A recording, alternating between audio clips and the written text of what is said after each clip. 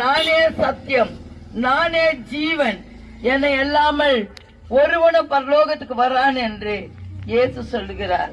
அருமையான தேவ ஜனங்களே, நாம் மண்ணினால உண்டாக்கப்பட்டவர்கள். நம்முடைய சரீரம் மரித்தால் அது மண்ணுக்கு மண்ணாக மாறி போகும். ஆனால் உங்களுக்குள்ளும் எங்களுக்குள்ளும் ஒரு விலையேற பெற்ற ஆத்துமா இருக்கிறது. இன்றைக்கு மரித்தால் ஆத்துமா எங்கே போகும்? அது நமக்கு கொடுத்த தேவனிடத்துல போகும். அது தேவனிடத்துல போய் சேர வேண்டுமானால் இந்த உலகத்துல வாழ்கிற நாட்களிலே இயேசுதான் மெய்யான தெய்வம். இயேசுதான் நம்முடைய பாவங்களுக்காக ரத்தம் சிந்தினார். கல்வாரி சிலுவையில ஜீவனை கொடுத்தார்.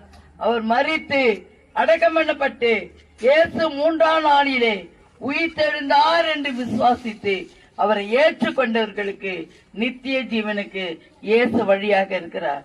அருமையான தேவ ஜனங்களே,